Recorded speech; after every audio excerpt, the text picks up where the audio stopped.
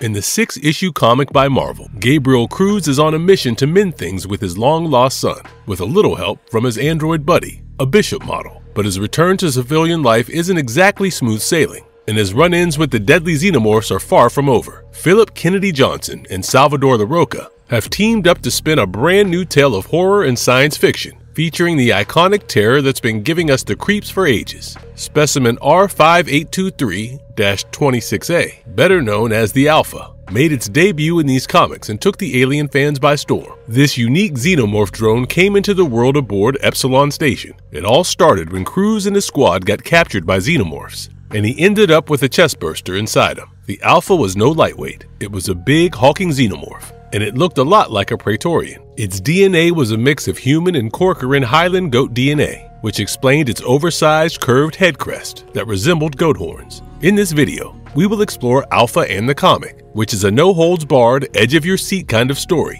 where no one's safe, no one's blameless, and no one can hear you scream. Before we go into our explanation, we have a very small request. If you like our content, please support us by subscribing to our channel. This is a small click for you, but for us, it means a lot. Thank you. Let's begin. A brief history. In the year 2200, Gabriel Cruz, a defense agent serving Weyland-Yutani, came aboard Hadley, a livestock and freight ship. Cruz and his team had been informed about some irregularities with the ship, so the team was sent to investigate the matter. Interestingly, aboard Hadley, they came across a disfigured and bloodied herd of an alien species of goat called the Corcoran Highland goat. Although domesticated, these were extremely large and powerful goats. It turned out that the Corcoran Highland goats had been previously impregnated by facehuggers, which led to the birth of several Xenomorphs. These attacked Gabriel Cruz and the crew that had come with him. In fact, Gabriel himself was impregnated by a facehugger, like many of his colleagues. However, he turned out to be the only survivor of the massacre on Hadley and returned to Epsilon Station. At the Epsilon, an android modeled after Bishop helped Cruz and remove the chestburster through surgery, just before it could kill Cruz to come out. This tiny Xenomorph was the first Xenomorph that Weyland-Yutani acquired, and it would also go on to become the Alpha Xenomorph. But hey, let's dive deep into the comics and learn more about the magnificent beast in Gabriel Cruz, because while he was face-hugged and impregnated, he somewhat got connected to the hive mind of the Xenomorphs, and it is not something you're going to believe. How it all really started. The comic begins with Gabriel Cruz's flashback. We have already established that Cruz is the only person, at least in Marvel Comics, who has survived a chestburster. He was discussing with the Bishop the events that transpired after his impregnation. So, while Gabriel still had the facehugger doing its thing, there was a brief moment when he found himself in a dark place. A place that was the truer shade of dark, and not just the absence of light. Gabriel described it as a kind of darkness that drains even the memory and belief in light. Naturally, a curious Bishop asked him what he saw in the darkness, to which Gabriel says, an insatiable mass of writhing, gnashing death, hinting for any sprig of uncorrupted life. Interestingly, he also describes a female humanoid Xenomorph, all black, with eyes that seemed blind, cloudy, and still. Her breasts were unburdened by breath or heartbeat. So, who was this mysterious creature? Was she the ultimate queen of the Xenomorphs? Was she someone who ruled over even the likes of Xenomorph Prime's Queen Mother? Was she a godlike being sent to plague those who traveled to the stars after leaving their home? Well, we will eventually find the answers. Bishop served as a therapist to the likes of Cruz, men and women who had suffered trauma and life-threatening situations due to the job. Although some time had passed since Gabriel had his near-death experience, he was not quite over it yet, but now it was time for Gabriel to retire and return to Earth. He attended his retirement party and got on a ship headed to Earth, looking forward to catching up with his estranged son, Danny. Why estranged? Well, one of Gabriel's sons had died during the early years of his posting at Epsilon Orbital Research and Development Station by falling into an unmarked ventilation shaft, and the family could never really recover from the shock of the incident. It broke them apart. A month after Gabriel's retirement, we find Danny and his girlfriend, Iris, outside Gabriel's apartment in the United States. Danny was actually a part of the Minute Hand movement, an organization that was against corporations as big as Weyland-Yutani. The organization started as a vigilante group called the Second Hand Movement, but soon took the form of a violent anti-company extremist group. Danny had joined the group because he believed Weyland-Yutani was responsible for the death of his brother and wanted to deface the company. Danny had come to steal his father's security card, which would give the MHM guys access to Epsilon. Cruz wanted to have a heart-to-heart with his son, but the boy was just not interested. He did his job and left Cruz's house. back at Epsilon. The following day, Gabriel went to meet Bishop, another synthetic, but he had been fed the memory files of the Bishop from Epsilon, so he knew Gabe's history. From this conversation, we learned that Gabe had been having difficulty recalling the specific details of the Xenomorph attack he had encountered on Hadley, but it was coming to him gradually. A month later, Danny and the other MHM members found their way to Epsilon to carry out their mission. It was supposed to be simple. Get in, click pictures, plant the bombs, escape, and detonate the bombs. However, almost nothing goes as planned in Alien comics, right? They shot one of the security officers in the head, obliterating it. The other guy wanted to raise the alarm and fight, but he met a similar fate. Danny was not happy about killing and only wanted to restrain the guards. Nevertheless, the Minute Hand Movement members were now in and ready to carry out the mission. Danny had previously thought that Weyland-Yutani was carrying out its illegal cyber and psychological warfare operations aboard Epsilon, but he instead found a bioweapons factory, which was shocking. Interestingly, they also found a lab where the Alpha was contained, but they did not know what they were getting themselves into. It was not before long that a couple of scientists named Jackie and Dorsey found the group. Dorsey initiated the lockdown command, ensuring that no one managed to leave the station alive or free. Unfortunately, but not surprisingly, facehuggers attacked the terrorist crew, and our friend Danny was also subdued. The following day, Gabe's boss came to his house, informing him about the attack that had taken place some 36 hours prior. The entire crew was on the station, which was about to go down due to an impending system failure. Not only would it kill the crew, but also the MHM people, including Danny. However, all Weyland-Yutani was concerned about was a live sample of the Alpha Xenomorph's embryo. So, Gabriel Cruz was told that if he did not go back to Epsilon and retrieve the embryo, he would be jailed for corporate espionage. You see, his card was used to enter Epsilon, and Danny was employed by the Grant Corporation, a rival firm of Weyland-Yutani. Due to a lack of options, Cruz hitched a ride on a dropship to the station, reflecting on his past mission gone wrong on the Hadley, while his two fellow agents teased him relentlessly. When they reached the station, it was a complete wreck. Inside, Cruz was shocked to find the Alpha embryo, missing from the lab. As they explored further, they ran into the scientist Dorsey and got ambushed by facehuggers. Lewandowski met a gruesome end, with a drone tearing out his ribcage. It was bad, pretty bad.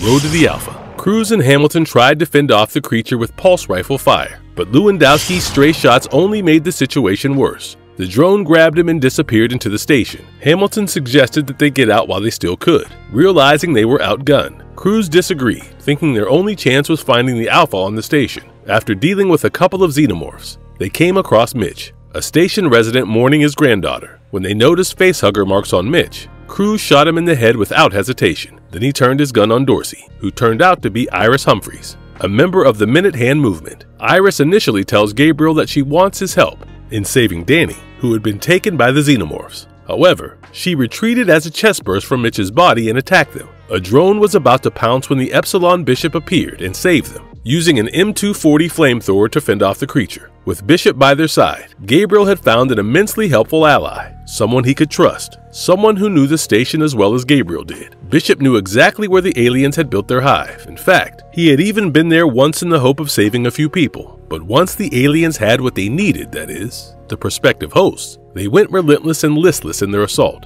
killing everything and everyone who was not one of them. Furthermore, Bishop found that the xenomorphs had some form of bond with their embryos. Once a host has been implanted, the aliens eventually find them. Additionally, Bishop tells them that the aliens did not bother with synthetics unless the synthetics proved to be a threat to them. The three of them eventually made it to the hive. The men and women had been implanted. Most were dead because of the chestbursters. Gabe initially couldn't locate Danny among them, but when he did, he was shattered. Danny had a facehugger attached to him, and Gabe knew what it was doing to Danny and what would become of him in a few hours. So, he thought it was best to relieve Danny of a fate worse than death, but Iris showed up, pointing a gun at Gabe, forbidding him from killing Danny. Furthermore, even Bishop was against killing Danny because his programming wouldn't allow a human to be hurt. So, he suggested that Gabriel either leave Danny the way he was, or take Danny along with them and attempt an escape. Cruz, initially stubborn about his decision-making authority, reminded everyone of his role in securing the company's first xenomorph specimen. But facing a relentless xenomorph horde and pressured by Iris and Bishop, he relented. They fled the nest, taking Danny with them. As they reached the docking bay, Hamilton met a tragic end in the chaos.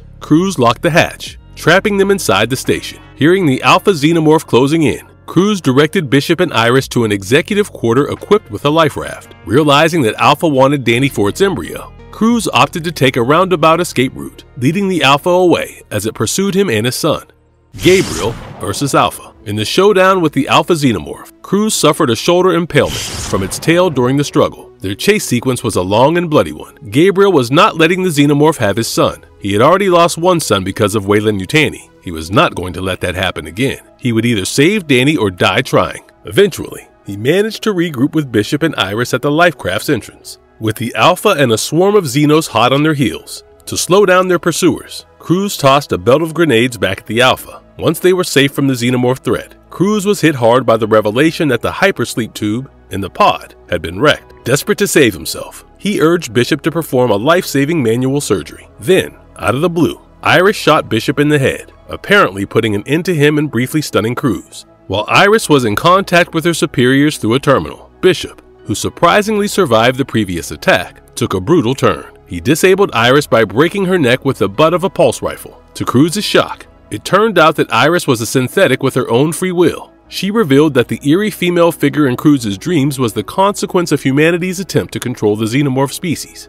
and that she was a kind of Prometheus cleansing fire that kept the universe clean. She pinned the blame on Cruz for humanity's impending doom, suggesting he brought home Prometheus's fire, and then deactivated herself. Cruz persisted in pleading with Bishop to save Danny, but before they could proceed, they were interrupted by Ted Reynolds. Ted reached out to Cruz through a terminal and blackmailed him. He threatened to lock the pod remotely and initiate a deadly fall from orbit if they tried to remove the embryo. Cruz angrily rejected Ted's ultimatum and dug into Ted's own past, hinting that he might have known about the Xenomorphs aboard the Hadley during a mission 20 years ago. Ted hesitated before signing off and disabling the station's engines. With the station in a freefall, Cruz suited up and worked to detach the Lifecraft manually, but as he separated a line from an air tank, the Alpha Xenomorph, hiding outside the raft, attacked him. Cruz plunged his maintenance jack into the Alpha's head, causing its acid blood to meet the air tank, resulting in an explosion that sent both Cruz and the Alpha hurtling into space. In his final moments, Cruz didn't see the mysterious figure he hoped for, but found solace in a family photo of his wife and sons. Both Cruz and the Alpha met their fiery end as they burned up in Earth's atmosphere. How powerful is Alpha Xenomorph? The real star of the show here is the Alpha Xenomorph. It's the reason Weyland-Yutani sent Gabriel Cruz back to Epsilon. When Cruz retired and left the space station, the Alpha was locked up with top-notch security and stasis. But Danny, Iris, and the crew accidentally set this supercharged Xenomorph free, and it grew up real fast. When Cruz and the gang crossed paths with the Alpha, it seemed all grown up, but who knows if it had more growing to do. Even at its current stage, the Alpha was a beast, making regular Xenomorphs look like amateurs. This thing had two massive pairs of horns, more like a wild buffalo than the usual Xenomorph head crest. It had a more human-like look, with a muscular body and what almost appeared to be abs beneath its ribcage. Plus, it had a pair of ripped arms with some serious biceps. On top of that, the Alpha had some kind of psychic connection with the chestburster inside Danny. Some folks think it might be Praetorian, but that's unlikely because those are the Queen's guards. And there was no mention of a queen on Epsilon Station. The Alpha Xenomorph's jacked, human-like physique might remind you of the Predalien from the 2007 movie Alien vs. Predator: Requiem. Just like the Alpha, the Predalien grew up quickly and teamed up with facehuggers and other Xenomorphs to cause chaos. But if we're talking closer matches, the Alpha Xenomorph is a dead ringer for the Alien King from the 1995 Dark Horse comic series Aliens Rogue by Ian Edgington and Will Simpson. They look alike as far as their size is concerned, but they do not share a common origin. In the comic, the Alien King was cooked up in a lab kinda like the one on Epsilon. One mad scientist tried different ways to breed Xenomorphs, but when that didn't work, they mixed in human DNA and created the Alien King. That bad boy went wild on the space station and could only be taken down by the smarter Queen Alien.